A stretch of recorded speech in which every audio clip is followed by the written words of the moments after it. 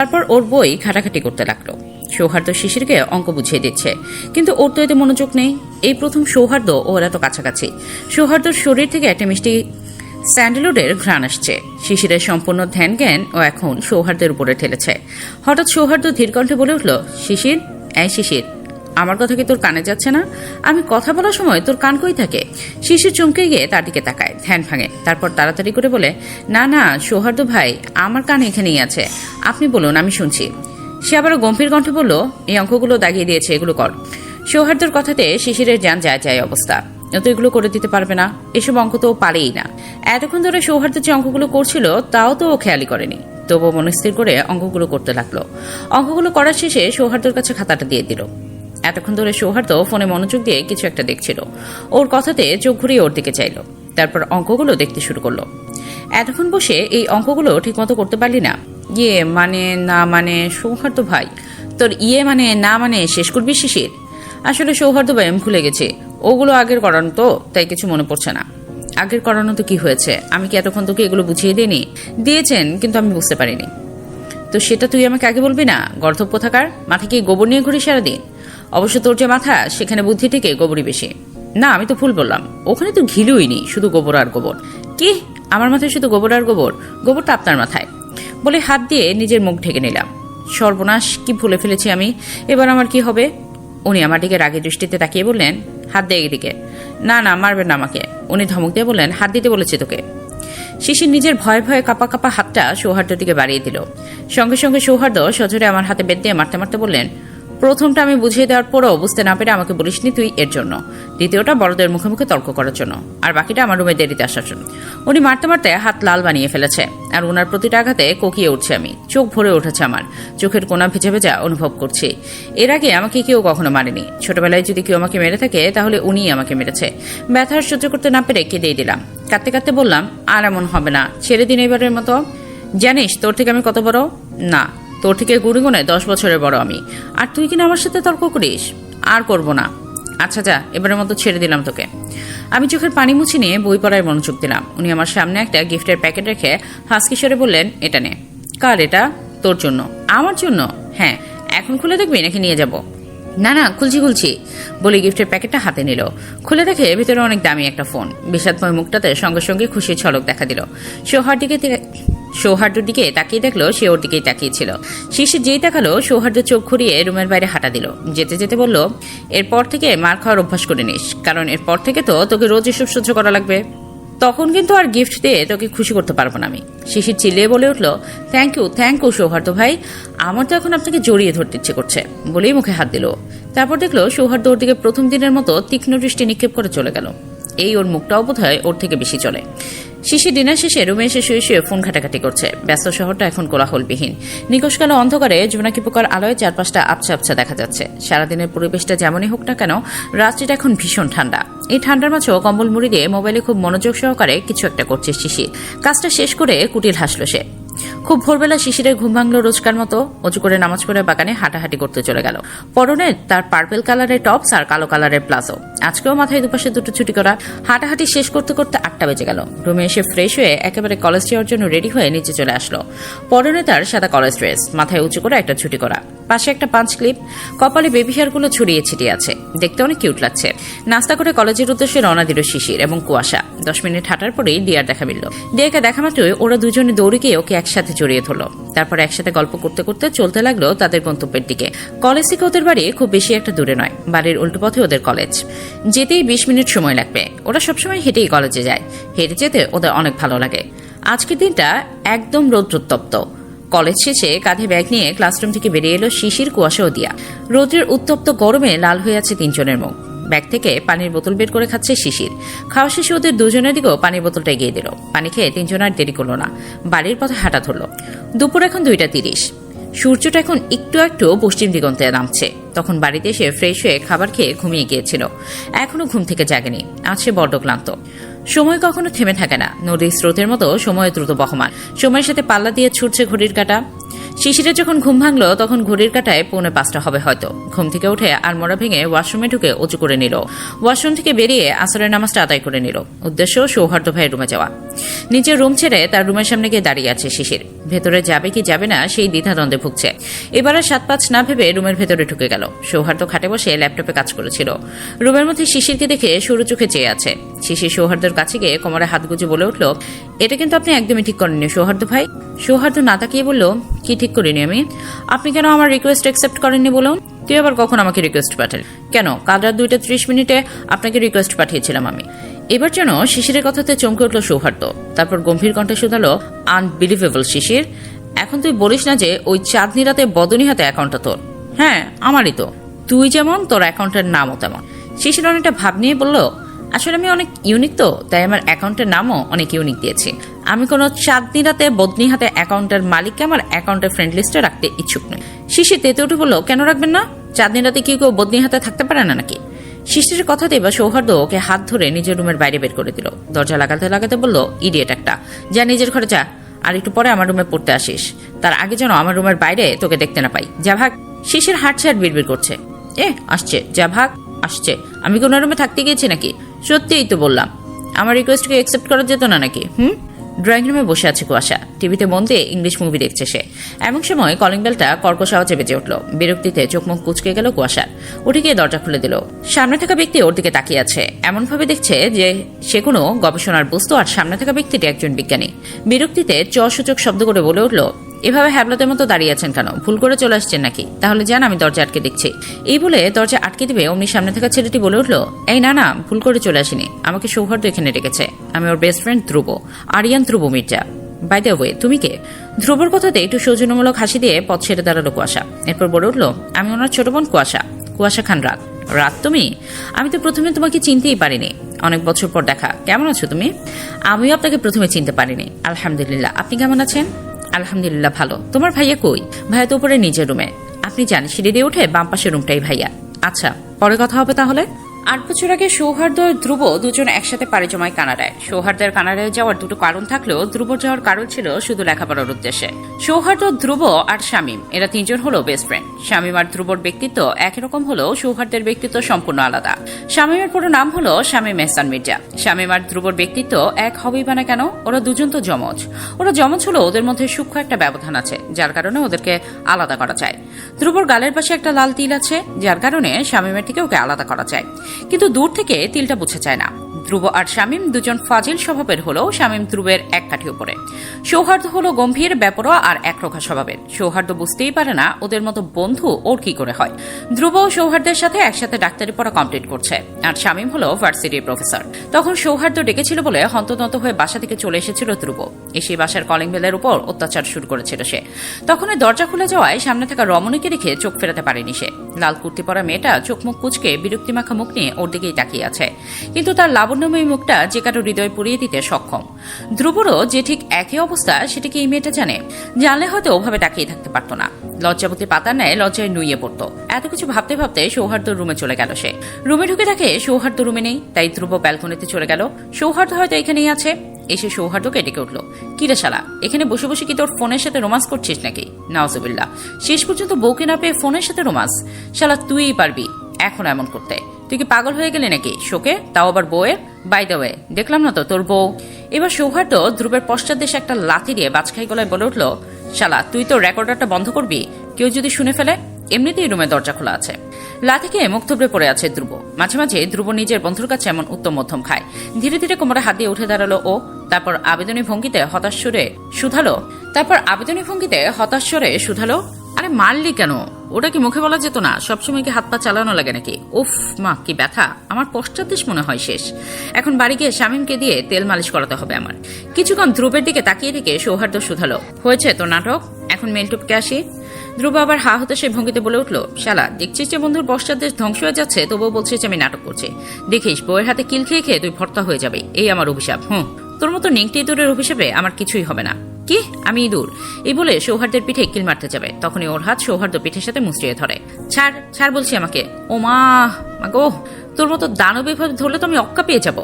আমার যে এখনো বিয়ে করা বাকি। আর ফালতু কথা বলবি নাকি কাজের কথা বলবি?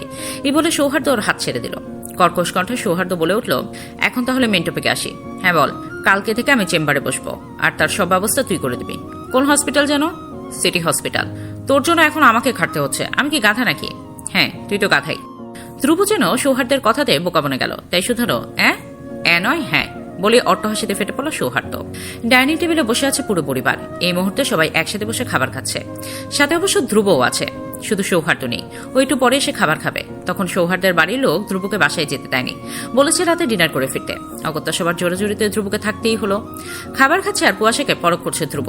খুব ভালো করে পর্যবেক্ষণ করছে। আজকে শিশির তার বাবার কাছে বসেছে। সোহেল খান নিজের মেয়েকে খাইয়ে দিচ্ছেন। মেয়েটা মাঝে মাঝে ওনার হাতে খেতে চায়, তাই উনি কখনো নিষেধ করেন না। বড় আদরের মেয়ে যে তার। শিশির বেশিরভাগ সময় নিজের ভাইয়ের হাতেই খায়, কিন্তু ভোর বাড়িতে না থাকায় নিজের বাবার হাতেই খাচ্ছে। সিঁড়িতে নেমে এসে শিশিরের সামনে চেয়ারে বসে পড়ল সৌহার্দ্য। শিশির তার দিকে হা করে তাকিয়ে আছে। সৌহার্দ্যের পরনে একটা সাদা রঙের টি শার্ট। ফোনের তীব্র কর্কশ আওয়াজে ঘুম ভেঙে গেল সৌহার্দ্যের। অতঃপর চোখ মুখ কুচকে ফোন কানে তুলে নিল সৌহার্দ্য। সঙ্গে সঙ্গে অপর পাশে থাকা ব্যক্তিটি একরাশ বিস্ময় নিয়ে হতাশ কণ্ঠে শুধালো, সারা বিয়ে করেছিস, আমাকে বললিও না? বললি কি আমি তোর কাছ থেকে তোর বউকে নিয়ে যেতাম নাকি? এই আমি তোর বেস্ট ফ্রেন্ড। অপর পাশের ব্যক্তিকে চিনতে আর বেগ পোহাতে হলো না সৌহার্দ্যের। বিরক্তিমাখা কণ্ঠে সৌহার্দ্য বলে উঠল, এত হিয়ালে না করে বল, এখন ফোন দিয়েছিস কেন? নিজের ফালতু কথা শোনাতে? তাহলে আমি কল কাটছি শামীম। এখন ধ্রুবকে না পেয়ে আমার সাথে বকবক করা শুরু করেছিস? তোর মতো দানবের কাছে লাথিকে আমার ভাইটা এখনো ঘুম থেকে ওঠেনি। কাল সারা রাত ঘুমাতে পারেনি ব্যথার কারণে। পশ্চাৎ দেশে তেল মালিশ করছে সারা রাত। ফালতু বকবি না একদম। এতটাও জোরে দেয়নি। দানবের কি আর জোরে দেওয়া লাগে নাকি? আস্তে দিলেই তো সবার খেল খতম। পেঁচাল বাদ দে, আমি কল কাটলাম। আরে শোন, যার জন্য কল দিয়েছি সেটা তো শোন। বল। নিজের দুই বন্ধুকে একা রেখে বিয়ে করে নিলি। একবারও আমাদের নিষ্পাপ বাচ্চাদের মতো মুখ দুটো তোর মনে পড়েনি? আবার শুরু করেছিস তুই। পাল, কিসের বিয়ে করেছে আমি? নাকা সাজা হচ্ছে। কালকে রাতেই তো ফেসবুকে ম্যারিড স্ট্যাটাস দিলি। কখন? আবল তাবল বকিস না শামীম, তাহলে তুই ভালো করে জানিস তোর কি হাল করব। শামীম একটু ঘাবড়ে গিয়ে বলল, কেন? কালকে রাত 3টে বাজে তুই তো ম্যারিড স্ট্যাটাস দিলি, এখন আমাকে বলছিস আমি আবল তাবল বকি? কিছু একটা মনে পড়ার মতো করে সৌহার্দ্য বলল, ও নো, কার সাথে ম্যারেজ স্ট্যাটাস দেওয়া বল? কেন? চাঁদনি রাতে বদনি হাতে নামের অ্যাকাউন্ট? নামের কি চিড়িচ্ছে? আচ্ছা, মেয়েটা কি রাতে বদনি হাতে দাঁড়িয়ে থাকে নাকি? উগ্র মেজাজে রাখছি বলেই কল কেটে দিল সৌহার্দ্য। বাগানে হাঁটাহাঁটি করে মাত্র বাড়ির ভেতরে প্রবেশ করলো শিশির। ঠিক তখনই সৌহার্দ্যের চিল্লানির আওয়াজ কানে এসে বাজল। ঝাঁঝালো গলায় সৌহার্দ্য ভাই ডেকে উঠল তাকে, শিশির। সৌহার্দ্যের ঝাঁঝালো কণ্ঠে ভরকে গেল শিশির। সঙ্গে সঙ্গে দৌড়ে রান্নাঘরে গিয়ে মোহনা বেগমের পেছনে লুকিয়ে পড়ল। মোহনা বেগম আর শিশিরের মা সোনালী বেগম রান্নাঘরে কাজ করছিলেন। শিশিরের এহেন কাণ্ডে ওনারা জিজ্ঞাসা করলেন, কি হয়েছে শিশির, তুই ভাবে লুকিয়ে পড়লি যে? কিছু হয়নি। তখনই সৌহার্দ্য সিঁড়ির কাছটা এসে বাজখাই কণ্ঠে ডেকে উঠল, শিশিরের বাচ্চা, জলদি উপরে আয়, নয়তো আমি নিচে নামলে তুলে একটা আছাড় মারবো তোকে। সৌহার্দ্যের হাতে রয়েছে একটা বেদ। সৌহার্দ্যের ডান হাতে থাকা বেদ দেখে অন্তরাত্মা কেঁপে উঠল শিশিরের। ঢোক গিলে শিশির রান্নাঘর থেকে গলা উঁচিয়ে সৌহার্দ্যকে উদ্দেশ্য করে শুধালো, না সৌহার্দ্য ভাই, আপনার আসার দরকার নেই, আপনি বরং ওখান থেকেই বলুন কি বলবেন। সৌহার্দ্য এবার নিজের কড়া চোখের চাহনি শিশিরের দিকে নিক্ষেপ করে শুধালো, এদিকে আসতে বলেছি তোকে। শিশির আসছে না দেখে সৌহার্দ্য রান্নাঘরে চলে গেল। রান্নাঘরে আসতেই মোহনা বেগম ও সোনালী বেগম সৌহার্দ্যের দিকে তাকিয়ে মিটে মিটে হাসতে শুরু করলেন। ওনাদের কেমন হাসতে দেখে সৌহার্দ্য শুধালো, আশ্চর্য, সবাই এমন হাসছো কেন? শিশিরের মা সোনালী বেগম এগিয়ে এসে বলে উঠলেন, ফ্রেশ না হয়ে নিচে চলে এসেছিস তুই? তোর মুখে সব কি লেগে আছে সৌহার্দ্য? এভাবে কে আঁকে বুকে করলো তোর মুখে? বলে আবার হাসতে শুরু করলেন। সেটা তোমার মেয়েকেই জিজ্ঞেস করো মেজমা, সব কাজের মূলেই তো সে রয়েছে। সোনালী বেগম এক পালক শিশিরের দিকে চাইলেন, যে এখনো মোহনা বেগমের পেছনে লুকিয়ে আছে আর বারংবার নিজেকে লুকিয়ে রাখার ব্যর্থ প্রচেষ্টা করে যাচ্ছে। উনি এগিয়ে গিয়ে শিশিরের কান ধরে বাইরে বের করে আনলেন। এরপর শুধালেন, ও করছে সব? তা নয় তো কি, জানো কালকে রাতে আমার অ্যাকাউন্টে ঢুকে ম্যারিড স্ট্যাটাস দিয়ে দিয়েছে। শিশির ওর মাকে বলল, মা লাগছে, ছাড়ো। তারপর সৌহার্দ্যের দিকে তাকিয়ে বলল, যা করেছে ঠিকই করেছে। আমার রিকোয়েস্ট আপনি কেন অ্যাকসেপ্ট করেননি? সৌহার্দ্য চটে গিয়ে শিশিরের কাছে যেতে যেতে বলল, দাঁড়া, তোকে দেখাচ্ছি মজা। শিশির ওর মায়ের কাছ থেকে নিজেকে ছাড়িয়ে দিল এক ভো দৌড়ে বাড়ির বাইরে পেরিয়ে গেল। আমার ভিডিও চুরি করা হচ্ছে। প্রিয় দর্শক, অনেক কষ্ট করে বানানো আমার ভিডিওগুলো নীলাপু ডায়েরি নামের একটি চ্যানেল আমার অনুমতি ছাড়া ডাউনলোড করে তাদের চ্যানেলে আপলোড করছে। এটা আমার জন্য খুবই কষ্টের। আপনারা যদি ওই চ্যানেল থেকে আমার ভিডিও দেখে থাকেন তাহলে দয়া করে এখনই আনসাবস্ক্রাইব করে দিন। আমার আসল চ্যানেল সালমা আপুতে এসে ভিডিওগুলো দেখুন এবং আমাকে সাপোর্ট করুন। আপনাদের ভালোবাসার সাপোর্টই আমাকে নতুন ভিডিও বানাতে উৎসাহ দেয়। যদি এই সমস্যা বন্ধ না হয় তাহলে বাধ্য হয়ে আমাকে আমার চ্যানেলে ভিডিও আপলোড বন্ধ করে দিতে হতে পারে। সবাইকে অনেক ধন্যবাদ। সৌহার্দ্য শিশিরের পেছন পেছন দৌড়াচ্ছে আর বলছে, শিশির ওইখানেই দাঁড়িয়ে যা, নয়তো হাতের কাছে পেলে ছড়িয়ে গাল লাল করে দেব। আই সেড স্টপ শিশির। দৌড়াতে দৌড়াতেই শিশির জবাব দিল, পাগল নাকি? হরিণকে কখনো সিংহের গুহার আশেপাশে যেতে দেখেছেন? সেখানে তো আমি সিংহকে সুরসুরি দিয়ে এসেছি, এখন আর থামা যাবে না। তারপর দৌড়াতে দৌড়াতে দিয়াদের বাসায় চলে গেল। সৌহার্দের একটা কল আসায় সে আর গেল না শিশিরের পেছনে। রাত 11:30। ব্যস্ত শহরটা এখন নিরিবিলিতে ঘেরা। দু একজন পথযাত্রী রাস্তা পার করছে। কেউ কেউ আবার দোকানপাট বন্ধ করে বাড়িতে ফেরার চেষ্টায় আছে। শিশিরের ঘর থেকে বাগানের দিকটা স্পষ্ট দেখা যায়। বাগানের কালো গোলাপের গাছগুলো ফুলের ভারে নুয়ে পড়েছে একদম। বাগানের চারপাশে উঠছে জোনাকি পোকার দল। এর ফলে ফুলগুলোকে আরো স্পষ্ট দেখা যাচ্ছে। তিমিরে ফোটা আলোতে ফুলগুলোকে বেশ সুন্দর লাগছে। বারান্দায় বসে সবই পরখ করছে শিশির। আজকে কলেজে যায়নি। দিয়াদের বাসা থেকে একবারে দুপুরের খাবার খেয়ে তবে এসেছে। সৌহার্দ্য হাসপাতালে যাওয়ার পর একবার অবশ্য বাসায় এসেছিল। সে কিন্তু দিয়ার মা আজ থেকে খেয়ে যেতে বলেছে, তাই সে দুপুরে ওখানে দুপুরের খাবার খেয়েছে। ওদের বাসা থেকে ফিরতে ফিরতে 7:30 বেজে গেছে। তাই সৌহার্দ্যর কাছে আর পড়তেও যায়নি শিশির। অবশ্য তাকে ডাকাডাকি করে গেছে সৌহার্দ্য। শিশির তখন রুমের দরজা আটকে বসেছিল। রাতের খাবার খেয়ে ঘুমিয়েছিল শিশির, কিন্তু একটু আগেই তার ঘুমে গেছে। তাই ও বারান্দায় বসে রাতের মিষ্টি হাওয়া উপভোগ করছে। কালকে সারাদিন বৃষ্টি না থাকলে আজকে সকাল থেকে মুষলধারে বৃষ্টি। কালো মেঘে ছেয়ে আছে আকাশটা। প্রকৃতি তার নিজস্ব রূপে সাজিয়ে রেখেছে আকাশটা। প্রকৃতি তো এমনই, সবসময় নিজেকে সাজিয়ে রাখে নিজস্ব আকর্ষণীয় রূপে, মানুষকে মুগ্ধ করে তোলে বারবার। কালকের আবহাওয়া আর আজকের আবহাওয়ার মধ্যে বিস্তর ফারাক। এই বৃষ্টি ভেজা দিনে শিশির আর বাগানে হাঁটতে যায়নি। সকালের নামাজটা আদায় করে ঘুমিয়েছিল। ঘুম থেকে উঠে ফ্রেশ হয়ে রেডি হতে গেল কলেজ যাওয়ার উদ্দেশ্যে। শিশির রেডি হয়ে রুমের বাইরে চলে গেল। উদ্দেশ্য ডাইনিং টেবিল। সৌহার্দ্যের রুমের বাইরে দিয়ে হেঁটে যাওয়ার জন্য উদ্যত হতেই পেছন থেকে হাত মুচড়ে ধরল সৌহার্দ্য। সৌহার্দ্য অতপর ঝাঁঝালো কণ্ঠে বলে উঠল, বড্ডবার বেড়েছিস তুই, তাই না? কালকে পড়তে কেন আসিস নে? তোকে কিছু বলি না বলে যে ভবিষ্যতেও কিছু বলবো না তার গ্যারান্টি আছে শিশির? সৌহার্দ্য ভাই ছাড়ুন, ছাড়ুন বলছে আমাকে। আমাকে কি আপনার শ্যাওড়া গাছের পেতনি মনে হয় যে আমার ব্যথা লাগবে না? এভাবে কেউ হাত মুচড়ে ধরে নাকি? লাগুক, লাগার জন্যই তো ধরেছি। কিছু বলি না, তাই অনেক কিছু মনে করিস তুই নিজেকে। কিছু না বলে আমাকে সারাক্ষণ অপমান করে কে? আপনার আত্মা অপমান করে আমাকে, আর এখন হাত মুচড়ে ধরেছে কে? শিশিরের কথায় সৌহার্দ্যের হাতের বাঁধন আরো শক্ত হলো। তারপর গম্ভীর কণ্ঠে কিছু বলতে যাবে তার আগেই শিশির ন্যাকামো করে ফুপিয়ে ফুপিয়ে কেঁদে উঠল। ওর কান্নায় সৌহার্দ্য হাতের বাঁধন আলগা করে শুধালো, কি হয়েছে শিশির? বেশি ব্যথা দিয়েছি? সৌহার্দ্যের কথায় শিশিরের কান্নার জোর এক ধাপ বেড়ে গেছে। সৌহার্দ্য ওর হাত ছেড়ে দিয়ে কিছু জিজ্ঞেস করার আগেই শিশির দৌড়ে ওর কাছ থেকে নিচে নেমে গেল। পেছন থেকে শুনতে পেল সৌহার্দ্যের ক্ষিপ্র কণ্ঠের কথাগুলো, শিশিরের বাচ্চা, আমাকে বোকা বানানো হচ্ছে। তোকে একবার হাতের কাছে পাই, তারপর দেখবি এই সৌহার্দ্য মাহাত খান কেমন। তারপর মনে মনে বিড়বিড়িয়ে সৌহার্দ্য আবার বলল, আমাকে দেখলেই শুধু দৌড়ে পালাস তুই। একদিন তোর এই পালাই পালাই করা ছোট বমই দেখে নিস। সৌহার্দ্যের বিড়বিড়ানো শিশিরের কান অব্দি পৌঁছালো না। ডাইনিং টেবিলে নাস্তা করছে সবাই। এতক্ষণে সৌহার্দ্য এসে পড়েছে। খাওয়ার মাঝখানে সবার অগোচরে সৌহার্দ্যকে একবার ভালো করে দেখে নিতে ভুলল না শিশির। খাচ্ছে আর বারবার আর চোখে দেখে নিচ্ছে সৌহার্দ্যকে। পরনে ব্লাড রঙের ডেনিম আর শার্ট। শার্টের হাতা দুটো ফোল্ড করা। হাতে রয়েছে সেই সিলভার কালারের ঘড়িটা। পেশিবহুল হাতে ঘড়িটা দারুণ লাগছে। শার্টের হাতা ফোল্ড থাকার কারণে ফর্সা পেশিবহুল হাতটা আরো আকর্ষণীয় লাগছে। শিশিরের ইচ্ছা করছে এই মুহূর্তে সৌহার্দ্যের হাতে কামড় বসাতে। সৌহার্দ্য শিশিরের দিকে তাকিয়ে ওর মনোভাব বুঝতে পেরে ঠোঁটে বাঁকা হাসি চলে এলো সৌহার্দ্যের। তবে সৌহার্দ্যের ঠোঁটের কোণে ফুটে ওঠা সূক্ষ্ম বাঁকা হাসিটা কারো নজরে এলো না। সবাই যখন খাবার খেতে ব্যস্ত তখনই কলিং বেল বেজে উঠল। তিথি বেগম সার্ভেন্ট ময়নাকে উদ্দেশ্য করে বললেন, যা তো ময়না, গিয়ে দেখতো কে এসেছে। রোগাপাতলা গরনের ময়না বলে উঠল, আচ্ছা সুরম্মা, দেখতাসি। বলে সদর দরজা খুলে দিল ময়না। সাথে সাথে ময়নাকে পাশ কাটিয়ে ভেতরে চলে গেল ভোর। ডাইনিং টেবিলের কাছে যেতেই চোখ গেল ওর প্রাণপ্রিয় বোন শিশিরের দিকে। ও শিশিরকে উদ্দেশ্য করে বলে উঠল, চড়ুই পাখি, দেখ তোর ভাই এসে গেছে, ভাইয়ার কাছে আসবি না? ভোরের কথায় ওর দিকে তাকালো মেয়েটা। তারপর গিয়ে ভাইকে জড়িয়ে ধরে ডুকরে কেঁদে উঠল। ফোপাতে ফোপাতে বলল, আমি আর তোমার সাথে কথা বলবো না ভাইয়া। তুমি আমাকে না বলে চলে গিয়েছিলে, গিয়েও আমার সাথে একবারও ফোনে কথা বলনি। চড়ুই পাখি কাঁদে না, ভাইয়া আর তোকে না বলে কোথাও যাবে না।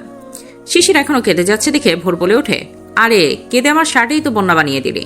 কাঁদতে কাঁদতে আমার শার্টে যদি ইয়াক লাগাস তাহলে কিন্তু তোকেই ধুয়ে দিতে হবে। ভোরের কথায় কান্না থামিয়ে ওর দিকে চাইল শিশির। শিশির কিছু বলতে যাবে তার আগেই কুয়াশা বলে উঠল, নিজের আরেক বোনকে তো ভুলেই গিয়েছো ভাইয়া। কুয়াশার কথাতে ওর পিঠে একটা কিল মেরে ওর পাশের চেয়ারেই বসতে বসতে ভোর বলে ওঠে, তোর মতো পেতনিকে ভুলে যাবো এমন সাধ্য আছে নাকি আমার?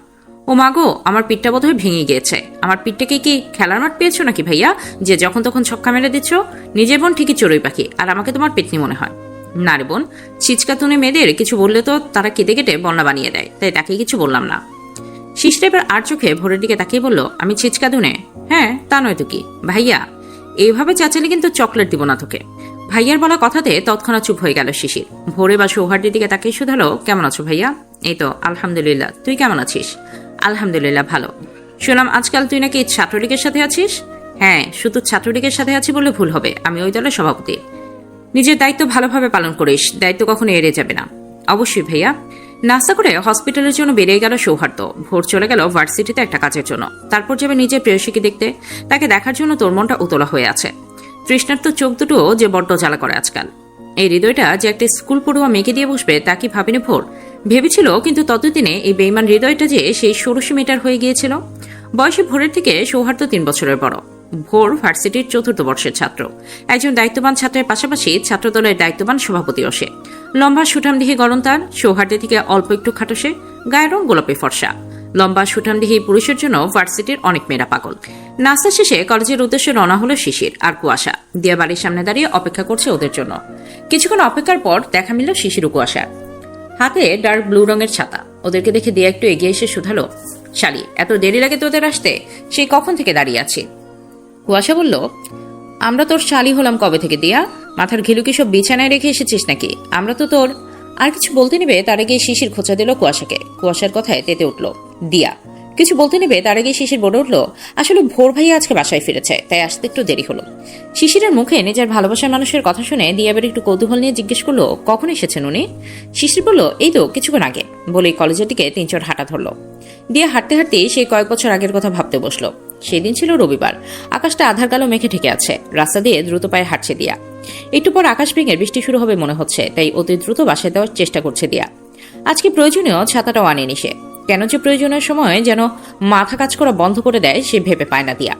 শিশির আর কুয়াশা স্কুলে আসেনি, তারা তাদের মামা বাড়িতে গিয়েছে। হঠাৎ করে বৃষ্টি শুরু হয়ে গেল। পিচ্ছিল রাস্তাতে পা পিছলে পড়ে গেল দিয়া। ব্যথায় উঠতে পারছে না। তখনই ছাতা মাথায় ভোর এসে দাঁড়ায়। দিয়ার হাত ধরে টেনে তুলে তারপর বলল, বেশি ব্যথা পেয়েছো দিয়া? সাবধানে রেখে হাঁটবে তো। চলো, আমি তোমাকে এগিয়ে দিয়ে আসি। না না ভাই, আমি চলে যেতে পারবো।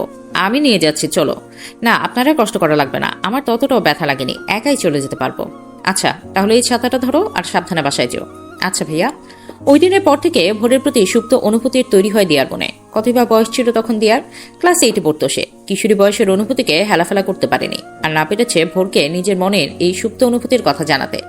যদি কিছু বলে, যদি কুয়াশার শিশিরের সাথে বন্ধুত্ব নষ্ট হয়ে যায় এই ভয়ে। নিজের মনে সুপ্ত বাসনাকে কাউকে জানাতে দেয়নি দিয়া। যে মানুষটাকে সে ভালোবাসে তাকেও না। হঠাৎই কুয়াশা ডাকে ধ্যান ভাঙল দিয়ার। ভাবনা থেকে বেরিয়ে এলো দিয়া। কুয়াশা ওকে আলতো ধাক্কা দিয়ে বলে, এই তুই কি দিবাস্বপ্ন দেখছিস নাকি? কখন থেকে ডাকছিস সে খেয়াল আছে তোর? দিয়া বলে উঠল, কেন, কি হয়েছে? ডাকছিস কেন? ডাকছি কেন মানে? কলেজ চলে এসেছি। শিশিরের আমি তো সেই কখন ক্লাসে গিয়েছি, তুই আসছিস না দেখে তোকে ডাকতে এলাম। ক্লাসে চল। আচ্ছা চল, বলেই দুজনে ক্লাসে চলে গেল। সূর্য মেঘের আড়ালে ঠেকে আছে। এখন বৃষ্টি নেই, কিন্তু ঘন কালো মেঘে আকাশটা এই মুহূর্তে যেন বিষাদময় ঠেকছে। বিকেলবেলা ড্রয়িং রুমের সোফায় বসে আছে সৌহার্দ্য। কাজ না থাকার দরুন হসপিটাল থেকে বাড়িতে চলে এসেছিল সে। সোফাতে বসে ল্যাপটপে কি যেন করছে সে। পাশেই আছে ভোর, সকাল আর তার মা তিথি বেগম। হঠাৎই ওর চোখ গেল রান্নাঘরে পাশে থাকা ফ্রিজের দিকে। ফ্রিজের কাছে কিছু একটা নড়াচড়া করতে দেখে তৎক্ষণাৎ এগিয়ে গেল সৌহার্দ্য। ওখানে গিয়ে দেখে শিশির উল্টো দিকে ঘুরে কি যেন করছে। সৌহার্দ্য শিশিরকে ওর দিকে ঘুরিয়ে দিল। শিশিরের মুখে সাদা সাদা কিছু একটা লেগে আছে দেখে সৌহার্দ্য ভ্রুকুচকে জিজ্ঞেস করলো, এখানে চোরের মতো কি করছিস তুই? আর তোর মুখেই বা কি লেগে আছে? সৌহার্দ্যের এহেন প্রশ্নে শিশির আমতা আমতা করতে লাগলো। শিশির কিছু বলবে তার আগেই সকাল বলে উঠল, আলে তুমি জানো না, দুধ তপিত তপ্তময় লুকিয়ে লুকিয়ে পাউদার মিল খায়। মেজুমা তো তাকে এই দুলো বেশি খেতে দেয় না, তাই তো লুকিয়ে লুকিয়ে খায়। আমাকেও তো দেয় না। সকাল যেটা বলছে সেটা কি ঠিক শিশির? তুই চোরের মতো এগুলো খাস?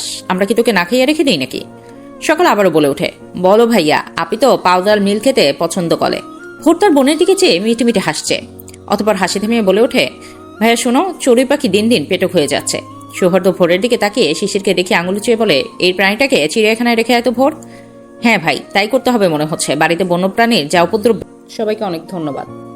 পশ্চিম দিগন্তে সূর্য অস্তমিত হয়েছে খুব বেশি সময় হয়নি। চারপাশটা সন্ধ্যা তিমিরে ঢেকে গিয়েছে। ভিজিয়ে দেওয়া জানালার ফাঁক দিয়ে অল্প অল্প বাতাস রুমের ভেতরে প্রবেশ করছে। সেই বাতাসের তালে তালে শিশিরের খুলে দেওয়া হাঁটু নিচুক দিয়ে চুলগুলো দুলছে বারংবার। এতে শিশির একদমই বিরক্ত নয়। বিছানার উপর ঘুমিয়ে আছে মিল্কি। একটু পরপর জেগে উঠছে, আবার ঢুলতে ঢুলতে ঘুমিয়ে পড়ছে। দেখলে মনে হবে মিল্কি খেলা করছে, কিন্তু না, মাঝে মধ্যে এভাবেই ঘুমায় ও। সৌহার্দ্যের রুমে পড়তে যাওয়ার প্রস্তুতি নিচ্ছে শিশির। আজ যে সৌহার্দ্যের কাছে পড়তে গেলে সৌহার্দ্য ওর খবর করে ছাড়বে সেটা রুমে বসে আন্দাজ করতে পারছে শিশির। তবুও কোনো উপায় নেই, যেতে যে তাকে হবেই। সৌহার্দ্যের রুমের সামনে এসে দরজা ঠেলে ভেতরে প্রবেশ করলো শিশির। সৌহার্দ্য গম্ভীর কণ্ঠে বলে উঠল, কারো রুমে প্রবেশ করে যে নক করে ঢুকতে হয় সেটা জানিস না? শিশির বিড়বিড়িয়ে বলছে, এসেছে আর অপমান করা শুরু করে দিয়েছে, হনুমান একটা। আবার আমার গোষ্ঠী উদ্ধার করতে শুরু করে দিয়েছিস? মনে রাখিস, আমার গোষ্ঠী আর তোর গোষ্ঠী কিন্তু একই, তাই আমার অপমান হলে তোরও কিন্তু হবে। এই রে, মনের কথা শুনতে পাই নাকি?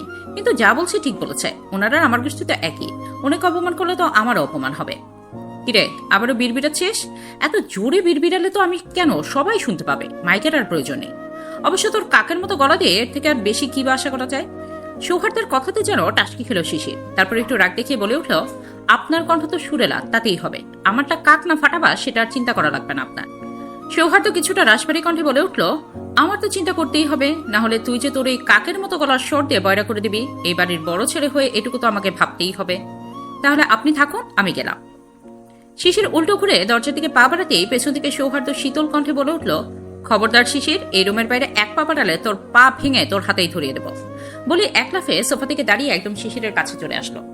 শিশিরের মেলে দেওয়া চুলগুলো এক হাতে টেনে এনে টেবিলের সামনে বসিয়ে দিল সৌহার্দ্য। শিশির এতক্ষণে বলে ওঠে, সৌহার্দ্য ভাই, ব্যথা লাগছে, ছাড়ুন আমার চুল। আমাকে কি টেকো বানিয়ে দিবেন নাকি? সৌহার্দ্য হাতের বাঁধন আরো শক্ত করে তীক্ষ্ণ কণ্ঠে শিশির দিকে প্রশ্ন ছুটল, তাহলে কাল কেন পড়তে আসিস নি? আজ আবার ভাব রেখে চলেও যাচ্ছিস? ছেড়ে দিন, আর করবো না, এবারের মতো ছেড়ে দিচ্ছি, ভবিষ্যতে এমন হলে আর ছাড় দেবো না তোকে। শিশিরের চুল ছেড়ে দিয়ে ওর পাশের চেয়ারে বসে পড়ল সৌহার্দ্য। দীর্ঘ 3 ঘন্টা সমানতালে পড়ার পর 1 ঘন্টা ধরে কান ধরে উঠাবসা করছে শিশির। পা দুটো ব্যথায় টনটন করছে, তবুও থামার ফুরসত দিচ্ছে না সৌহার্দ্য। আরো 15 মিনিট অতিবাহিত হইতে শিশির এবার কান ধরেই বলে ফেলল, ও সৌহার্দ্য ভাই, এখন রুমে যাই, আমার পা অনেক ব্যথা করছে, তো একটু হলেই তো আমার পা দিয়ে আর হাঁটা যাবে না, তখন তো আমার আপনার পা দিয়ে হাঁটা লাগবে, তখন তো আপনি আপনার পা দিয়ে হাঁটতে দিবেন না। এটাই তোর শাস্তি, তুই আমাকে আজকে দৌড় করিয়েছিস। আমি তো চাই শিশির যে তোর পা না থাকুক, ওই পা দিয়ে তো সারাদিন বাদরের মতো দৌড়ছাপ করিস, না থাকবে বাস আর না বাজবে বাসি। তোর পা না থাকলে তুই না নিজে দৌড়াতে পারবি আর না আমাকে দৌড় করাতে পারবি। শিশির ঠোঁট ফুলিয়ে বলে উঠল, আপনি এতটা নির্দয় কি করে হতে পারেন সৌহার্দ্য ভাই? আপনার মনে কি কোনো দয়াময় নেই? আপনি এতটা খারাপ? হ্যাঁ, আমি নির্দয়, আমি তোর ধারণার বাইরেও অনেকটা খারাপ শিশির, অনেকটা নির্দয়। নির্দয় পাষণ্ড পুরুষ বলেই শিশির ওর বইগুলো না নিয়ে দৌড়ে বাইরে বেরিয়ে গেল। শিশির বেরিয়ে যেতে সৌহার্দ্য ঠোঁটের কোণে বাঁকা হাসি ফুটে উঠল। তারপর নিজে নিজেই বিড়বিড় করে বলল, আমি তোকে যেতে দিয়েছি বলেই তুই যেতে পেরেছিস শিশির, নয়তো তুই এক পাও এখান থেকে নড়তে পারতি না। নিকশ কালো অন্ধকারে ছেয়ে আছে চারপাশ। নিস্তব্ধ নিঝুম রাতে বারবার কুকুরের ঘেউ ঘেউ শোনা যাচ্ছে, যেগুলো শুনতে খুব ভয়ঙ্কর শোনাচ্ছিল। রক্তহীন হয়ে যাওয়ার উপক্রম, কিন্তু এর মাঝেও বারবার অন্য কারণবশত কেঁপে উঠছে শিশির। ঘুমের মধ্যেও যেন মনে হচ্ছে কে যেন গভীর দৃষ্টিতে ওর দিকে তাকিয়ে নিজের তৃষ্ণার্ত চোখ দুটোকে স্বস্তি দিচ্ছে, যেন অনেক বছর ধরে সে দেখে না শিশিরকে, তাই সে এই মুহূর্তে তার ভালোবাসার মানুষকে দেখে চলেছে। কিন্তু এই মুহূর্তে নিজের আরামের ঘুম ছেড়ে চোখ খুলে কে এসেছে একবারও দেখবে না শিশির। শুধু দেখছে কেন, এখন যদি সে আগন্তুক শিশিরকে তুলেও নিয়ে যায়, তাতেও তার এই ঘুম সে ভাঙবে না, এই ভেবে দৃঢ় প্রতিজ্ঞ সে। বোকা শিশির বুঝলই না যে সে চোখ খুলে এই আগন্তুককে সেটা দেখতে পেত। এটা ভেবে বাঁকা হাসলো সেই আগন্তুক। সকালে নাস্তা শেষে সৌহার্দ্য বেরিয়ে যাওয়ার পর শিশিরও রুমে গিয়েছে। এটা ওর ছোটবেলার অভ্যাস। সৌহার্দ্য রুমে না থাকলে লুকিয়ে লুকিয়ে এই রুমে আসেও। গত কয়েকদিন ধরে এখানে সেভাবে আচার হয়ে ওঠে না একবারও, শুধু পড়ার জন্য আর সৌহার্দ্যকে জ্বালানোর জন্য এসেছিল। সৌহার্দ্য দেশে ফেরার আগে প্রায়ই আসা হতো এখানে। এই রুমের বারান্দাটা শিশিরের সব থেকে পছন্দের। রুমের দেয়ালে হোয়াইট আর ব্লু শেডের রং করা, দেয়ালের সাথে ঠেস দিয়ে রাখা একটা বেশ বড়সড় কাবার্ড। কাবার্ডের এক পাশে কিছুটা উপরের দিকে দেয়ালের সাথে লাগানো রয়েছে 2টো ফটো ফ্রেম। একটা ফটোতে সৌহার্দ্য শটান হয়ে চোখে চশমা পরে দাঁড়িয়ে আছে, মুখে হাসির লেশ মাত্র নেই, গম্ভীর মুখটা সবসময়ের মতো গম্ভীর। এটা সৌহার্দ্যের কানাডা যাওয়ার আগের ছবি। পাশের ফটো ফ্রেমটাই রয়েছে সৌহার্দ্য আর শিশিরের ছবি, যেখানে সৌহার্দ্য শিশিরের কান মলে দিচ্ছে আর শিশির কাঁদো কাঁদো মুখ করে দাঁড়িয়ে আছে। তখন শিশিরের বয়স ছিল 9 বছর। এই ছবিটা তুলেছিল ভোর। সেদিনের কথা ভাবতে অতীতে ডুব দিল শিশির। সৌহার্দ্য ভাই, লাগছে আমার, ছাড়েন ছাড়েন, আর আপনার কথা অবাধ্য হব না আমি। তোকে আমি আগেই বলেছিলাম শিশির, আমার কথার অবাধ্য হোস না, তবুও তুই আমার কথা শুনলি না, তার শাস্তি তো তোর পেতেই হবে শিশির। কেন আমার কথা না শুনে ওই আম গাছে উঠতে গেলি? আমি বলেছিলাম না কলেজ থেকে এসে তোকে আম পেড়ে দেবো? এত আম খাওয়ার শখ তোর? দেখলি তো আমার কথা না শুনে হাত পাচ্ছিলে তোর কি অবস্থা হয়েছে। আপনি তো জানেন আমি আম কতটা পছন্দ করি, তাই তো এসব। শিশিরের বলা বাক্যে সৌহার্দ্যের মেজাজ আরো বিগড়ে গেল। শিশিরের কানটা আর একটু জোরে চেপে ধরল সৌহার্দ্য। শিশির চিল্লিয়ে কেঁদে উঠল আর বলতে শুরু করলো, মাগো, তোমার মেয়ের কানটাই রাক্ষসে তুলে নিল গো। সৌহার্দ্য শিশিরকে উদ্দেশ্য করে চোখ রাঙিয়ে বলে, শিশির একদম চুপ। ওর চোখ রাঙানিতে শিশির আরো জোরে কেঁদে দিয়ে বলতে থাকে, প্লিজ সৌহার্দ্য ভাই, ছেড়ে দিন। ঠিক তখনই ভোর ওদের সামনে এসে ছবি তুলায়। তারপর সৌহার্দ্যকে উদ্দেশ্য করে বলে, ঠিক করেছো ভাইয়া, একদম ছাড়বে না ওকে, কারো কথা শুনে নাও। সৌহার্দ্য শিশিরকে ছেড়ে দিয়ে বলল, যা কে হাত মুখ ধুয়ে পড়তে বস। তুই যদি আর কখনো আমার কথার অবাধ্য হোস, তাহলে তোর কাছে আমার থেকে খারাপ কেউ হবে না শিশির, আই রিপিট, কেউই না। সৌহার্দ্যের রুম থেকে বেরিয়ে যাওয়ার আগে শিশির নিজের ভাইয়ের দিকে তাকিয়ে সন্ধিহান কণ্ঠে বলে ওঠে, তুমি কবে থেকে মির্জাফর হয়ে গেলে ভাইয়া? পরের দিন সকালে ঘুম থেকে উঠে বাড়ির সামনের আম গাছটা আর দেখতে পায়নি শিশির। অবশ্য সবার কাছে জিজ্ঞেস করেছিল, কিন্তু কেউ এর জবাব দেয়নি। রাগ করে শিশির খাবার খাওয়াই বন্ধ করে দিয়েছিল, কিন্তু এর জন্য সৌহার্দ্যের হাতের দাবাং মার্কা চড় খেতে হয়েছিল ওকে।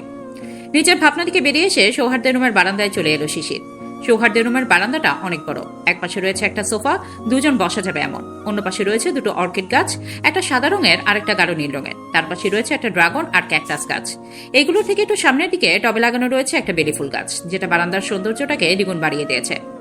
গাছটা বেশি ছোটও না আবার বড়ও না, মাঝারি সাইজের। সৌহার্দ্য যখন দেশে ছিল তখন ফুল গাছ দিয়ে পুরো বারান্দাটাকে সাজিয়েছিল সৌহার্দ্য, কিন্তু ছোট্ট শিশির তখন সৌহার্দ্যকে না বলেই টপ শুধু ফুল গাছ নিজের বারান্দায় রেখে দিত। শিশিরের ফুল গাছ এত পছন্দ দেখে সৌহার্দ্য নিজেই বাড়ির পাশের বাগানটা করে দিয়েছিল। বিকেল 4:45, কুয়াশা বাড়ি থেকে বেরিয়েছে 2 ঘন্টা হতে চলল। আজকে শিশির, দিয়া, কুয়াশা ওরা কেউই কলেজ যায়নি। কালকে কলেজ থেকে ফেরার সময় কুয়াশার মামার বাড়ির একটা ফ্রেন্ডের সাথে দেখা হয়েছিল। সেই আজকে ওকে দেখা করতে ডাকে পাশের একটা রেস্টুরেন্টে। বাড়ি থেকে রেস্টুরেন্ট অনেক দূরের পথ। শিশিরকে অবশ্য কুয়াশা ওর সাথে আসতে বলেছিল, কিন্তু আসেনি। অগত্যা কুয়াশা একা একাই এসেছে। ফ্রেন্ডের সাথে দেখা করে বাড়িতে ফিরছিল কুয়াশা, বাড়ির গাড়িটাও নিয়ে আসেনি। শিশিরের সঙ্গে থাকার দরুন হাঁটতে অভ্যস্ত সে, তাই আর গাড়ি আনেনি। তড়িঘড়ি করে হাঁটার ফলে অসাবধানতায় কারো গাড়ির সামনে এসে পড়লো। একটুর জন্য কিছু হয়নি। গাড়ির ভেতরে থাকা ব্যক্তি ব্রেক কষে কুয়াশাকে দেখে বাইরে বেরিয়ে এলো। গাড়িতে থাকা ব্যক্তি আর কেউ নয়, ধ্রুব। ধ্রুব কুয়াশার দিকে তাকিয়ে বিচলিত কণ্ঠে বলে ওঠে, আমি এক্সট্রিমলি সরি রাত, তোমার কোথাও লাগেনি তো? চলো তোমাকে হসপিটালে নিয়ে যাই। না না ভাইয়া, ব্যস্ত হবেন না। এই যে দেখুন, আমার কিছুই হয়নি, একদম ঠিক আছে আমি। কোথাও গিয়েছিলে? হ্যাঁ ভাইয়া, আমার একটা ফ্রেন্ডের সাথে দেখা করতে গিয়েছিলাম। চলো আমি তোমাকে বাড়িতে ড্রপ করে দিই। না না, তার দরকার নেই, আমি একাই যেতে পারবো। আরে এসো এসো, আমি কোনো প্রেতাত্মা নই যে তোমাকে খেয়ে ফেলবো। আচ্ছা চলো, তোমাকে বাড়িতে পৌঁছে দেওয়ার আগে 1 কাপ কফি খেয়ে আসি আমরা। 1 কাপ কফি তো খেতেই পারো আমার সাথে। না না, অন্য কোনো দিন, এমনিতেই দেরি হয়ে গেছে অনেকটা, এখন বাসায় না ফিরলে সবাই চিন্তা করবে। হতাশ কণ্ঠে ধ্রুব এবার বলে উঠলো, ওকে, পরের বার কিন্তু আমার সাথে যেতে হবে। কুয়াশা ধ্রুবকে একটা মুচকি হাসি উপহার দিয়ে বলে ওঠে, জি পরের বার অবশ্যই। কিছুক্ষণ ড্রাইভ করার পর ধ্রুব আর কুয়াশা এসে পৌঁছালো খানবাড়ির সামনে। গাড়ি থামতেই তড়িঘড়ি করে নেমে দাঁড়ালো কুয়াশা। তারপর ধ্রুবকে বলে ওঠে, ধন্যবাদ ভাইয়া, আপনি ভেতরে আসবেন না? ধ্রুব গাড়ি থেকে বেরোতে বেরোতে বলল, হ্যাঁ আসছি, তুমি যাও। ধ্রুব যেতে বলতেই কুয়াশা বাড়ির ভেতরে চলে গেল। বেশ কিছুক্ষণ পর বাড়ির ভেতর প্রবেশ করলো ধ্রুব। অতঃপর সৌহার্দ্যের রুমে চলে গেল। রুমে গিয়ে দেখে সৌহার্দ্য কেবল গোসল ছেড়ে বেরিয়েছে। সৌহার্দ্য ধ্রুবকে বিছানায় বসে থাকতে দেখে সন্দিহান চোখে ওর দিকে চাইল। ধ্রুব ওর দিকে তাকিয়ে নিজের মুখটাকে হাত দিয়ে চেপে লাজুক স্বরে বলে উঠল, যা সর দুষ্টু, আমার বুঝি লজ্জা লাগে না এইভাবে তাকালে? আর আমার সামনে এইভাবে খালি গায়ে দাঁড়িয়ে আছিস কেন? সৌহার্দ্য এবার হাতে থাকা টাওয়ালটা সোফায় রেখে ধ্রুবর দিকে এগিয়ে যেতে যেতে বাঁকা হাসি দিয়ে বলল, আয়, তোর লজ্জা আমি ভাঙিয়ে দিচ্ছি। ধ্রুব তড়িৎ গতিতে লাফ দিয়ে উঠে বিছানার অপর পাশে চলে গেল। না না, কালকে যা করেছিস তারপর আর আমার লজ্জা ভাঙানোর দরকার নেই তোর। তা কি করে হয় বলতো? আমার ফ্রেন্ডের লজ্জা আমি ভাঙাবো না তো কে ভাঙাবে? সৌহার্দ্যর পেছনে আসছে দেখে ধ্রুব পিছন ঘুরে যেই দৌড় দেবে অমনি সৌহার্দ্য ওকে পেছন থেকে খপ করে ধরে ফেলল। শালা, দূর হ আমার কাছ থেকে। কালকে আমার পেছন মেরে আজকে আমারই লজ্জা ভাঙাতে এসেছিস। শালা, আমাকে কি গে মনে হয়? সৌহার্দ্যকে ছেড়ে টি শার্ট আরো আগে এটাকে নিয়ে যেতে পারতাম। দ্বিতীয় ব্যক্তি বলে উঠল, বসের যে কেন এই তেজ দেখানো মেয়েটাকেই চাই কে জানে, অন্য কোনো মেয়েও তো নিতে পারতো। প্রথম ব্যক্তিটি বলে, শুনেছি মেয়েটি নাকি বসের মুখের উপর থুতু ফেলেছিল, তারপর তাকে নাকি থাপ্পড়ে মেরেছিল। জানিস না, বস যেটা না পায় সেটার প্রতি আকর্ষিত হয় বেশি। এই মেয়েটা তো বসকে রিজেক্ট করেছিল, তাই তো বসের আজকে রাতের শিকার এই মেয়েটা। বলে লোক দুটো হাসতে শুরু করলো। এই নিস্তব্ধ রাতে সেই হাসি যে কতটা বিদঘটে আর ভয়ঙ্কর শোনালো সেটা যদি এরা বুঝতো তাহলে হয়তো এইভাবে হাসতো না। দ্বিতীয় ব্যক্তি বলে উঠল, একটু জিরিয়ে নেই, প্রচন্ড পানি পিপাসা পেয়েছে আমার। এই রাস্তার মতো পানি কই পাবো? পানি খেতে না পারি, অন্তত একটু জিরিয়ে তো নিতে পারি। দ্বিতীয় ব্যক্তির কথাতে সম্মতি জানিয়ে তারা এগিয়ে গিয়ে একটা গাছের সামনে দাঁড়ালো। অতঃপর প্রথম জন বলে উঠল, মেয়েটাকে তাহলে এই গাছটার সাথে বেঁধে রাখি কিছুক্ষণ। দ্বিতীয় জন সম্মতি জানিয়ে বলল, আচ্ছা তাই কর তুই, আমার একটু প্রাকৃতিক চাপ পড়েছে, সেটা সেরে তারপরই আসছি আমি। প্রথম ব্যক্তিটি সম্মতি জানিয়ে মেয়েটার দিকে এগিয়ে গেল। মেয়েটিকে বাঁধতে যাবে তখনই মেয়েটি তার পা দিয়ে সামনে থাকা ব্যক্তির মেইন পয়েন্টে আঘাত করলো। সঙ্গে সঙ্গে লোকটি মাটিতে লুটিয়ে পড়ে ব্যথায় আর্তনাদ করে উঠল। এই সুযোগে মেয়েটি নিজেকে বাঁচাতে জঙ্গলের ভেতরে প্রাণপণভাবে দৌড় দিল। মেইন রোডের পাশে ঘন জঙ্গল। জঙ্গলটা বেশ বড় নয়, আবার যে ছোট তেমনটাও নয়। এই জঙ্গলে কাউকে মেরে গুম করে দিলেও কেউ তার হদিস পাবে না। জঙ্গলটা দেখতে ভয়ঙ্কর বলে এই জঙ্গলে কেউ আসে না। মেয়েটিকে জঙ্গলের ভেতরে ছুটতে দেখে প্রথম ব্যক্তিটি মাটি থেকে উঠে মেয়েটির পেছন পেছন ছুটতে লাগলো। মেয়েটির পেছনে ছুটছে আর দ্বিতীয় ব্যক্তিকে ডাকছে, ধর ধর, মেয়েটা পালিয়ে যাচ্ছে। প্রথম ব্যক্তির কথা শুনতে পেয়ে দ্বিতীয় ব্যক্তিও তার সাথে এসে যোগ হলো আর মেয়েটার পেছন পেছন ছুটতে ছুটতে প্রথম ব্যক্তিকে উদ্দেশ্য করে বলে ওঠে, শালা, এইটুকু সময়ের জন্য মেয়েটাকে সামলাতে পারলি না? এখন যদি মেয়েটা পালিয়ে যায় তাহলে বস আমাদের ছাড়বে না। প্রথম ব্যক্তি বলে উঠল, শালি আমার মেন পয়েন্ট আঘাত করে পালিয়েছে, ওকে তো আমি। প্রথম ব্যক্তিকে থামিয়ে দিয়ে দ্বিতীয় ব্যক্তি বলে ওঠে, তোর কিছু করা লাগবে না, যা করার বস করবে। তার আগে যেন মেয়েটার গায়ে কোনো ফুলের টোকাও দেওয়া যাবে না। তাহলে বস আমাদের ছাড়বে না। জঙ্গলের মধ্যে মেয়েটা প্রাণপণে ছুটে চলেছে, পেছন থেকে শুনতে পাচ্ছে লোক দুটো তাকে অশ্রাব্য ভাষায় গালি দিচ্ছে। দৌড়াতে দৌড়াতে কিছু একটার সাথে পা বেঁধে পড়ে গেল সে, কিন্তু এই মুহূর্তে তাকে থামলে চলবে না। কিন্তু উঠে দৌড়াতে যাবে তার আগে লোক দুটো মেয়েটাকে ধরে ফেললো। তারপর লোক দুটো মেয়েটাকে নিয়ে আবার হাঁটতে শুরু করলো। লোক দুটোর মধ্যে দ্বিতীয়জন বলে উঠল, শালি অনেকক্ষণ ধরে আমাদেরকে দৌড় করিয়েছিস, তোর দেমাগ আজকে বস বের করে তবে ছাড়বে। অতঃপর প্রথম জনকে উদ্দেশ্য করে বলল, চল এটাকে তাড়াতাড়ি বসের কাছে নিয়ে যাই, নয়তো আবার কি করে বসে কে জানে। তারা মেয়েটাকে টেনে হিঁচড়ে নিয়ে যেতে লাগলো। কিছুক্ষণ পরে একটা ট্রাক এসে ওদের সামনে দাঁড়ালো। প্রথমজন বলে ওঠে, এটাই করে মেয়েটাকে নিয়ে যাই, চল, বসকে কল করেছিলাম, মেয়েটাকে ট্রাকে করে নিয়ে যেতে বলেছে। বেশ কিছু বডিগার্ড মিলে একটা বদ্ধ রুমে আটকে রেখেছে একটা 8 থেকে 9 বছরের মেয়েকে। মেয়েটার হাত পায়ের সাথে সাথে মুখ চোখও বেঁধে রাখা হয়েছে রুমাল দিয়ে। মেয়েটা কিছুক্ষণ পর পর ফুপিয়ে ফুপিয়ে কেঁদে উঠছে। মুখের রুমাল বাঁধার কারণে সেই ফুপানোর শব্দটুকু সামনে থাকা বডিগার্ডদের কর্ণগহরে ভালোভাবে পৌঁছাচ্ছে না। চোখের সামনে একটা গাড়িকে বিস্ফোরিত হতে দেখা গেল। ঘুমের মধ্যে সেই অতি পুরাতন স্মৃতি দেখে লাফিয়ে উঠল শিশির। শরীর ধরধর করে ঘামছে ওর, হাত পা যেন অবশ হয়ে যাচ্ছে ওর। মাঝে মধ্যেই ওই একই স্বপ্ন দেখে ঘুম ছুটে যায় ওর। এবারও তার ভুল কিছু হয়নি, তাই নিজেকে একটু পর সামনে নিয়ে বলতে শুরু করলো, আবারও সেই স্বপ্ন। এই ভয়ঙ্কর স্বপ্ন কেন আমাকে বারবার তাড়া করে বেড়ায়? কেন ওই ভয়াবহ দৃশ্যটা আমার চোখের সামনেই ভাসে?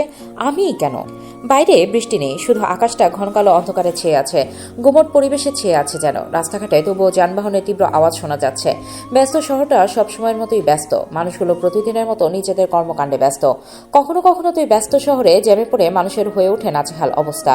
এই কর্মব্যস্ততার মাঝে যানজট একটি বিরাট বড় সমস্যা, কিন্তু তবুও তারা থেমে নেই।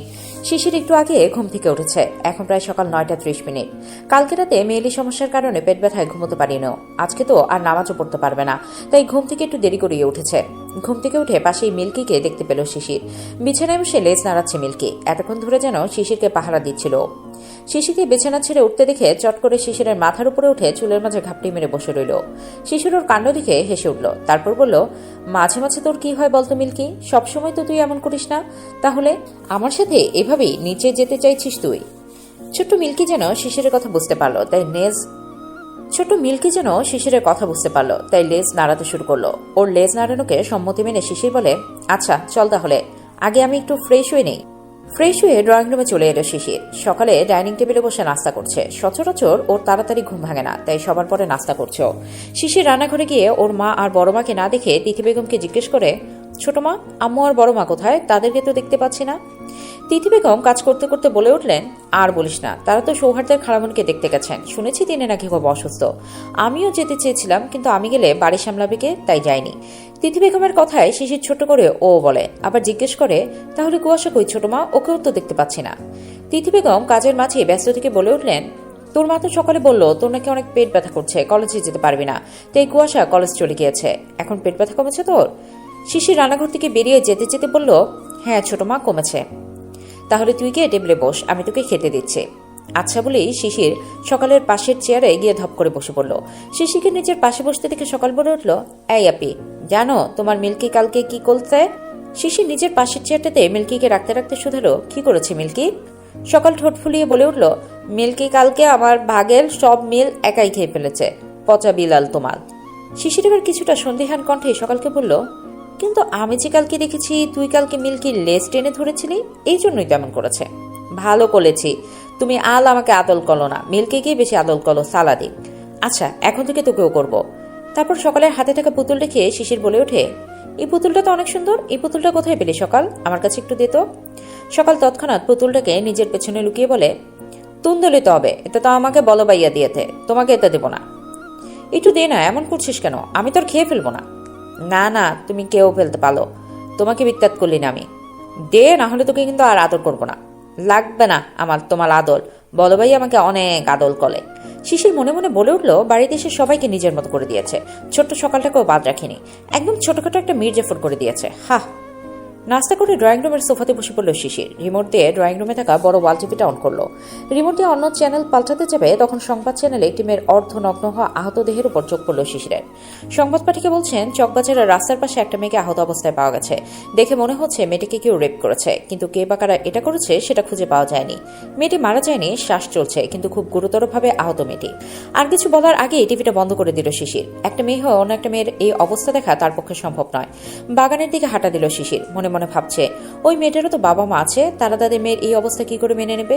ওই মেয়েটা যে বেঁচে থাকলেও ধুকে ধুকে মরবে। কেন করলো এই পশুগুলো এমন? মেয়েটা বেঁচে থাকলেও যে এই সমাজ থেকে বাঁচতে দিবে না, তিলে তিলে মারবে ওকে। মেয়েটাকে কেন এমন খারাপ পরিণতির শিকার হতে হলো? কেন? আর মনে সব ভাবতে ভাবতে বাগানে চলে এলো। হঠাৎই ওর মনে হলো যেন ছোট্ট তুলতুলে নরম কিছু ওর পায়ের গোড়ালির কাছে নড়াচড়া করছে। নিচে তাকিয়ে দেখে একটা ছোট্ট ধবধবে সাদা রঙের বিড়াল ওর পায়ের গোড়ালির কাছে এসে নিজের নরম তুলতুলে শরীর ঘষছে।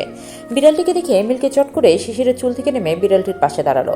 তারপর দুজনেই খেলতে লাগলো। ওদের দুজন কিভাবে খেলতে দেখে ঠোঁটের কোণে হাসি ফুটে উঠল শিশিরের। ওদেরকে দেখতে দেখতে শিশির বলে উঠল, বাহ, তুই তো খুব সুন্দর। আর আমার মিল্কি যেখানে অন্য বিড়ালদের সাথে খেলে না, তাহলে তো তুই খুব স্পেশাল। তোকে নিশ্চয়ই ওর খুব পছন্দ হয়েছে। তাহলে এখন থেকে তুই আমার মিল্কির সাথেই আমার কাছে থাকবি। একটু থেমে আবার বিড়ালটিকে দেখতে শুরু করলো। তারপর কিছু একটা ভেবে বিড়ালটিকে কোলে নিয়ে বলতে লাগলো, কিন্তু তোর নাম কি দেওয়া যায় বলতো? হ্যাঁ, পেয়েছি। তোর নাম আজ থেকে ইউভি। সিটি হসপিটালের সামনে রিপোর্টারদের ভিড় জমে গেছে। একটু আগে একটা মেয়েকে অপারেশন কেবিনে নিয়ে যাওয়া হয়েছে। কিছুক্ষণ পরে অপারেশন থেকে বেরিয়ে এলো ডক্টর আরিয়ান ধ্রুব মির্জা। সৌহার্দ্য একজন হার্ট সার্জন হলো, ধ্রুব হার্ট সার্জন নয়। অপারেশন থিয়েটার থেকে বেরিয়ে আসার পর একজন বয়স্ক লোক ধ্রুবর দিকে এসে জিজ্ঞেস করলো, আমার দিদিভাই এখন কেমন আছেন ডাক্তার সাহেব? ধ্রুব থমথমে গলায় বলে উঠল, মেয়েটি অপারেশন থিয়েটারেই মারা গেছে। বলেই গটগট পায়ে সামনে এগিয়ে গেল। পেছন থেকে শুনতে পেল কিছু মানুষের আহাজারি কান্না, হয়তো মেয়েটির বাড়ির কেউ। কান্নার আওয়াজে হাতটাকে মুষ্টিবদ্ধ করে নিল ধ্রুব। হাঁটতে হাঁটতে সৌহার্দ্যের কেবিনে এসে পৌঁছালো। দরজায় নক করতেই সৌহার্দ্য কেবিন থেকে বলে উঠল, কামিং। ভেতরে গিয়ে সৌহার্দ্যের সামনে চেয়ারে বসে পড়ল ধ্রুব। তারপর ধরা গলায় বলল, মেয়েটাকে বাঁচাতে পারলাম না, অপারেশন থিয়েটারেই মারা গেল। এই মেয়েটাকে আমি বাঁচাতে পারলাম না দোস্ত। শুনেছি মেয়েটির বাবা মা কেউ নেই, দাদা দাদি আছে। এখন তারা কিভাবে বাঁচবে ওই মেয়েটাকে ছাড়া? মেয়েটা নাকি চাকরি করতো, ওই টাকা দিয়ে 3 জনের পেট চালাতো। ওই কুত্তার বাচ্চাগুলো ওই মেয়েটাকেও বাঁচতে দিল না। সৌহার্দ্য নির্লিপ্ত ভঙ্গিতে বলে উঠল, এতটা হাইপার হোস না, শান্ত